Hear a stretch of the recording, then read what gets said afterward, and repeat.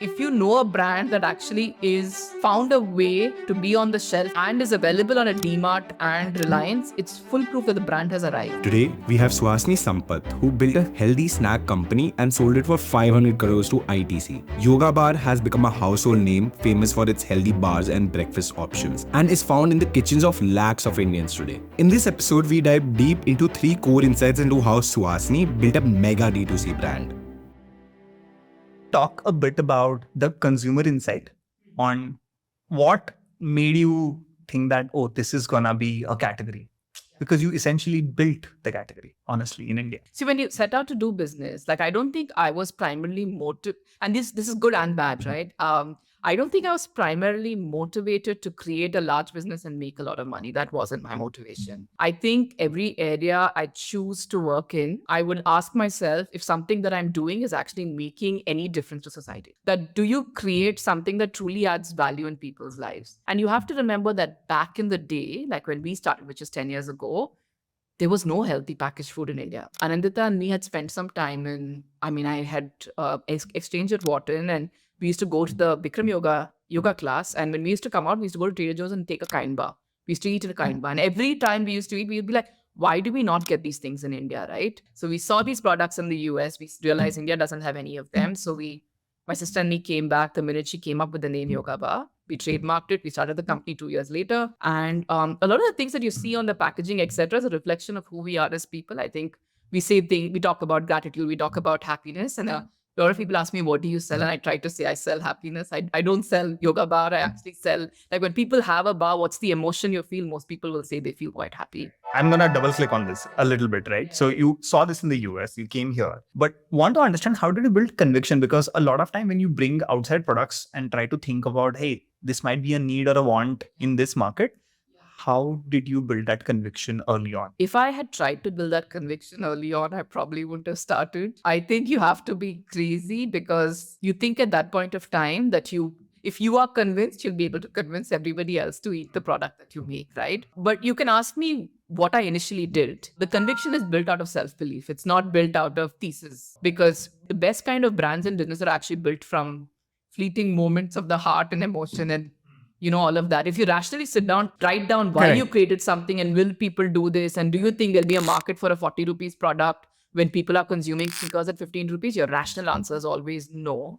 It's stupid to even try to do this. But you should not be led by rationality. If you truly believe that you can create some value, you have to give yourself time, and time compounds the things that you try to tell people that you want to create. But the early proof was we used to sell in a couple of yoga studios. So I used to go to 1,000 yoga at that point in time.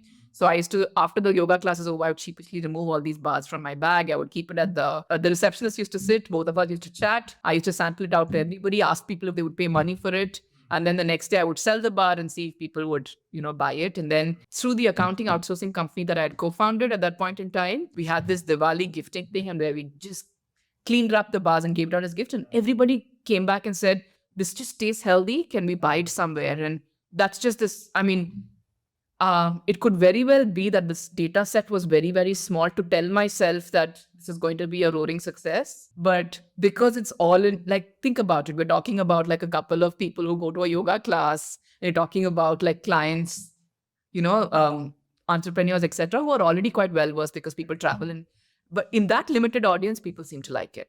I want to now go to an interesting fact about Yoga Bar, which is you started into offline first, right? And you cracked this whole science of offline with modern trade, general trade, and so on. And I want to really go deep into this. Want to really understand, if I'm a founder today and I am trying to go to market offline, how do I start? How do I find those connections? How do I launch? Every single thing in going and launching my product in our DMart, for example.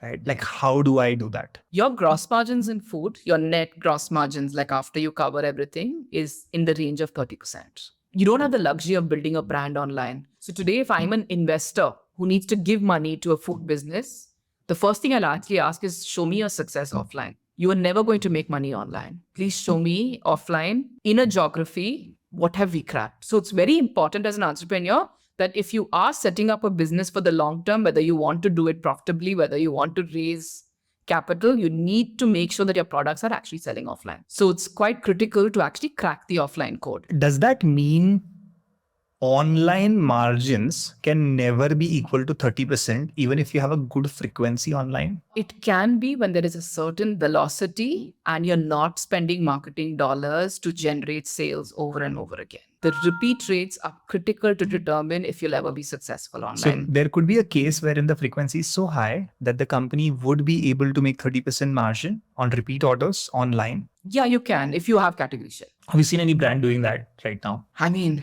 all the brands of large companies probably, even for larger companies, they will tell you that their online channel is the least profitable of all of their channels.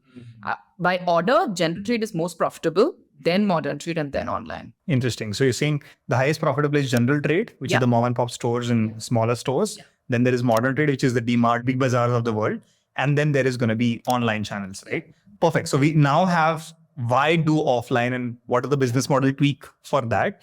I want to now go and say that how do I build a first go-to-market? Like, how do I go to the first one? What is the primary difficulty of the offline business? The offline business requires a lot of people because structure this. I have to have an area sales manager. I have to have sales officers under him.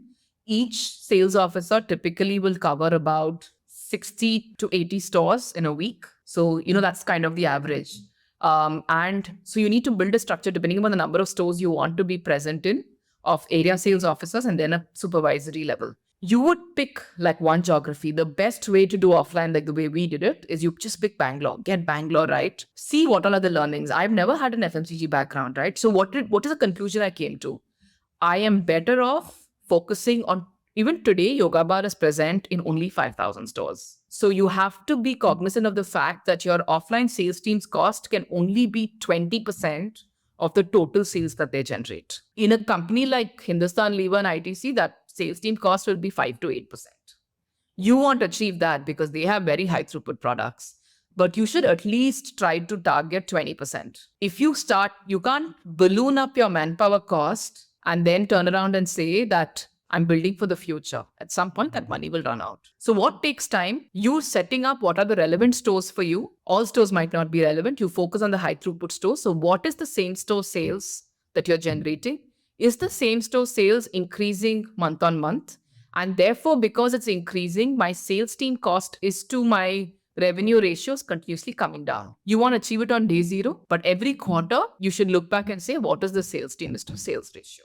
And that's how general trade works. So you should do the math. I have X amount of money. See, I have 1 or 2 crores. Split it up into 12. So that's 20 lakhs a month, 15 to 20 lakhs. I need to go to a region where I can, if I'm having 15 lakhs of my sales team cost, I am able to generate 1.5 to 2 crore. I mean, about at least 75 lakhs of cost so that I maintain that 20% ratio. I pick the market and the stores that can actually have the potential of giving me 75 lakhs of sales. How do I do that? I kind of study my competitors. How much sales are they doing in most of these stores and these regions? What would be a high market region? If I decide today that I'm playing muesli, I will at least try and study and get market intel on where does Kellogg sell primarily, which is the region that's most sensible for them. And I would put all my resources and effort to say that if I create a model where I'm spending about 15 lakhs on my sales team and I'm able to generate 1 crore, I can then go to other regions and slowly do the same thing. When you said you are having these many sales agents in a geography, what really helps you onboard a new store and what works and what doesn't work to get a new store to keep my product? You have to train your sales team to give that passionate spiel about why that product is differentiated. A trader obviously wants to pick large company products because the system is streamlined, the distributor supply comes properly, the brand is well known, you generate cash and all of that. For him to make a deviation in his process, he needs to be convinced your product will actually win. So you need to make sure that, at least for Yoga Bar, we gave like product kits to every single shopkeeper and said, please feed your family this. And he became our salesperson. Like my marketing expense was that. Because once he was convinced, mind-blowing. Yeah, he would tell everybody, right? He said, मेरा family तो खाता है, तो आप भी ले लीजिए, नया product है, काफी अच्छा है. इसमें ये है, ये नहीं है. So I spent a lot of time, effort training my sales team and making sure they truly understood why we were differentiated from competition. There is no way a company of our size with our capital could have grown if not for people truly communicating why we were different. Let's go to modern trade. So modern trade is a fairly straightforward answer. A modern trade vendor or buyer will not keep you unless you can show you have market share data and you are a certain market share in the category. Like for example, DMart pegs how much you are selling in offline. So Hasini, tell me this. You cannot enter modern trade without entering general trade. Is that like a Yeah. Like like the a large modern small trade. mafia of sorts? No, I mean, and it would be rightly so, because for them, what do they do, right? Like you have to think, and whenever you enter into a negotiation, you have to understand the other person's perspective. How do they make money? It's called Jimro, right? Like you generate, what is the gross margin you generate every square feet of your store? And DMart and all are so sharp, yeah. Like they have to be so sharp in their operations that every square feet has to generate cash through throughput of the product. Their math is very, very clear. So unless you are a product that's actually performing in a general trade store, they can't waste their real estate space, because they could give their real estate space to somebody else. How do they make money? I have X amount of space. I keep selling the product in this amount of space. The more it keeps moving, my cash register keeps clicking on the amount of the margin that I have agreed with the vendor, right? That is their perspective. So real estate is really expensive for them. So unless they know 100% that you are successful, they won't keep you. In fact, I would say, like, if you know a brand that actually is found a way to be on the shelf, and not through influence, not because somebody knew the CEO of the company, but because the brand is strong and is available on a DMart and Reliance, it's full proof that the brand has arrived. It means the brand is a credible player in the category. Awesome. So I had a question, which is, when we think about headwind and tailwind events, for example, demonetization was a tailwind event for Paytm, right? Or maybe somebody's license getting cancelled is a headwind event for the company, right? I'm sure Yoga Bar also had a bunch of tailwind events wherein the category was just adopting. What are some of those events and what are some of the events that D2C founders in general should look for in the next few weeks, months, years? So for us, actually, COVID was a important point. Actually, when COVID happened, what ended up happening was, because we were only an offline business until then, we never sold our products online. And offline, all the retailers, of course, they shut shop, and they also started keeping only essentials from large companies, like stuff that was moving super fast, right? So suddenly our channel of sales completely stopped. But what ended up being a complete, really negative cycle for the business, 2 or 3 things came out of it. One was because, my employee left, my husband came in as a co-founder, and he's a tech guy. So if you see why Yoga Bar has done so well online, it's because it's run like a tech company. Obviously, his coming in changed the trajectory of the company, because at that point in time, we were only doing bars and muesli, but because you get a lot of study of what works online, we started expanding categories. We started launching protein muesli. We started launching all the dry fruits. We have now ancillary brands called Yoga Baby. I think that speed of understanding that there are certain kind of consumer online, and we kind of have to cater to everybody, because we had the reverse problem. We only cater to offline audience. And we said 2 products karenge, and wo bahut badhiya karenge, and wo hi karenge. But then suddenly, now that you don't have the channel of sale, online you can't sell 1 or 2 things and make a business, right? You still have a business to run. So I think that was a significant chapter in the company. And the second thing that happened is, because of COVID, people became a lot more health conscious. Like people started becoming a bit more conscious, more protein, more fiber in their food. So I would say that was one event. I want you to walk me through the exact thought behind why something is designed the way it is. And maybe we can just do that. The thing that you have to remember about the Yoga Bar packaging is it stayed the same for it's been relevant. The packaging has stayed relevant for the 10 years of existence of the company. Even today, people will look at Yoga Bar packaging and say it's international, it's modern, and it looks nice. And to rewind 10 years, we looked completely different to everything there on the shelf. Like nobody used the colors that we use. Nobody was using pinks. Nobody was using really bright orange, yellow. And we went crazy with colors in our packaging. Let me take a step back. Yeah. You just said 3 words. Yeah. Modern, international, and I forgot the third one. You said something. Very colorful. Very colorful. Yeah. How did you arrive at the insight that these are the words I want to associate with? Colorful because bright color represents happiness for us.